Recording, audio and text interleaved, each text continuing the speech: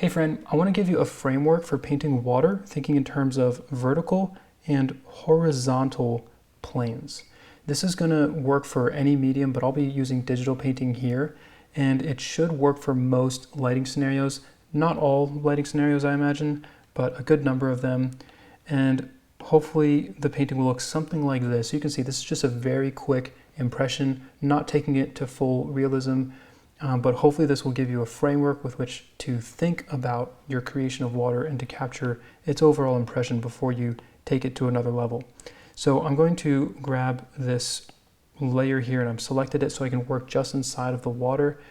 And let's first focus on the vertical plane, this vertical idea. Water has a very reflective quality, and so this mountain here would be reflected in the water, which tells us that these browns will be somehow involved in the colors and the variations that we're going to get in the water. So I'm just putting this in here, and I'm going to also grab the color of this mountain and put this in here as well, trying to just mirror this. So I want to pause here and quickly explain what I mean by vertical and horizontal planes. So this would be a vertical plane, and this would be a horizontal plane. As artists, we need to think three-dimensionally, especially as we use a two-dimensional surface to create the illusion of a three-dimensional space, right? So this would be like a canvas, this vertical plane that I've highlighted, and we can't quite make out the depth of this horizontal plane. It's not until you look at it from all sides that you can really see the three-dimensional aspects of it. So thinking about this painting three-dimensionally, we can say that the mountains go up vertically on this vertical plane for the most part, and they do something kind of like that. And then this horizontal plane is the surface of the water. So you can imagine some little ripples in here, and we'll get to that later. But in thinking about these reflections, we have the mountains are being reflected on the very surface of that water. And so it might look something like this as it's coming towards us. But because the angle at which we're looking at the painting is head on, it actually looks something like this. There's a vertical aspect to the reflection that is happening on the water, and it feels like it's happening underneath the surface of the water, even though it actually is technically happening on the very surface of the water. But it feels like it's going downwards, and so we can think in those terms. Now, for the horizontal plane, we will be adding in these sharper edged horizontal ripples, and so it's in managing both of these planes that will be able to capture the impression of water. Now this is something what this might look like, assuming that we have a perfectly tranquil body of water, right? But many times we don't quite have that. We don't have these super pristine sharp edges like this. What we have instead is softer edges, not so sharp edges. And that's because the very surface of the water is rippling. It has these waves and it's warping the surface. So rather than do that, I'm going to create a different layer, and this time with a softer brush. And again, depending on what medium you're using, you have to do this differently. But I'm going to do the same idea, creating this impression of a reflection, except that it's just done with softer edges here. And again, the same thing, grabbing this slightly purple gray color and bringing this in as well. I think maybe I'll take some of this blue and just push this out here a little bit more. So now we have this reflection, but it's just softer edges this time. And so we've created this kind of downward image, this downward reflection, and it's already starting to give off that impression, but we haven't captured the surface of the water, that glossy, shimmering look, and that's where the horizontal plane comes in.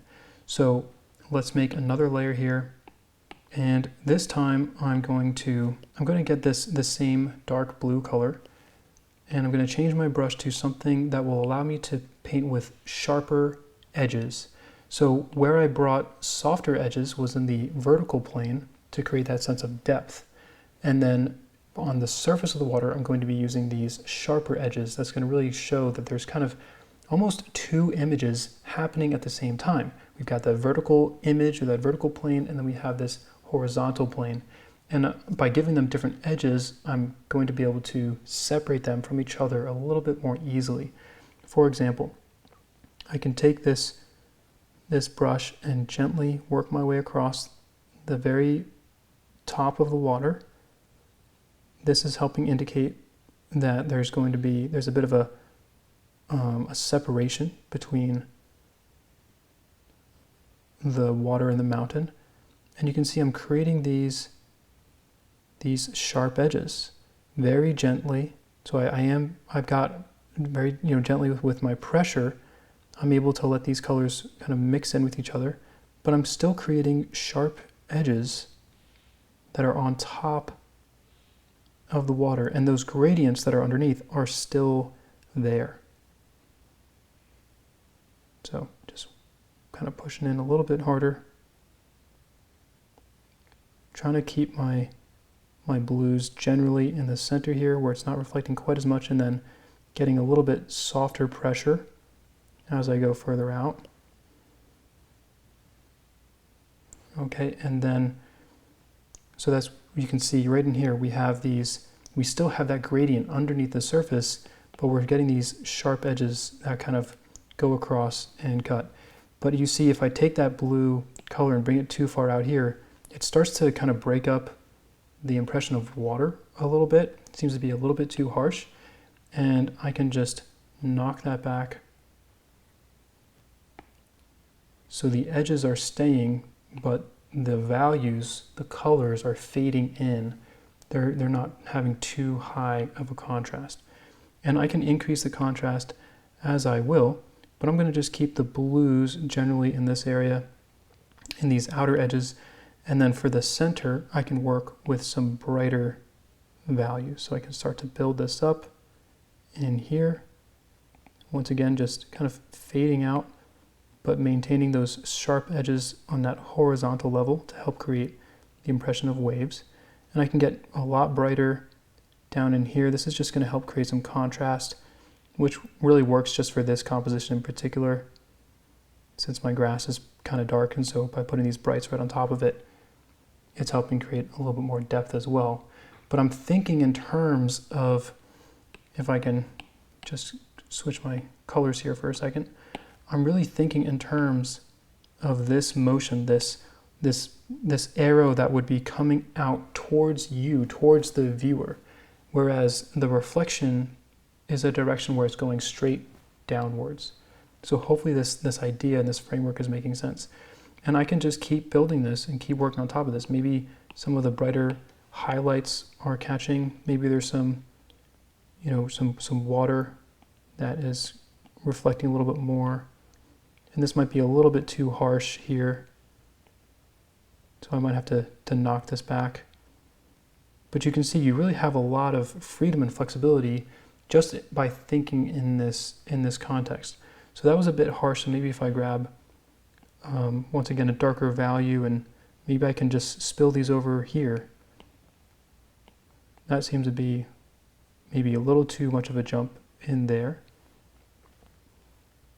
But you can really change the impressions a lot and create different kinds of water, different impressions of water.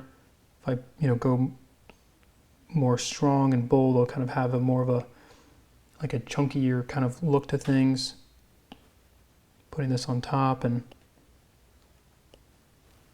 you can kind of have a more rougher impression of water. Seems to be a bit too strong for my liking, so I'm going to just kind of come back a little bit, tone things down. We'll come back to this sky color.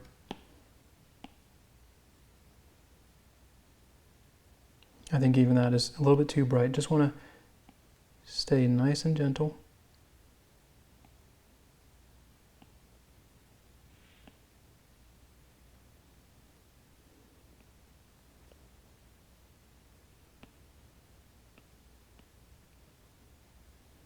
For some highlights in there, getting that impression of water.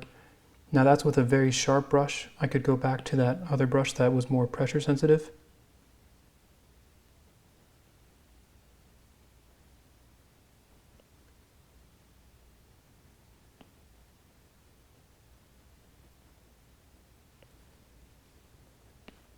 but hopefully you're understanding the general idea from this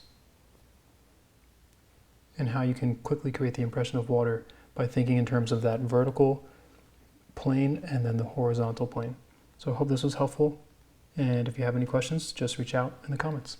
All right, take care.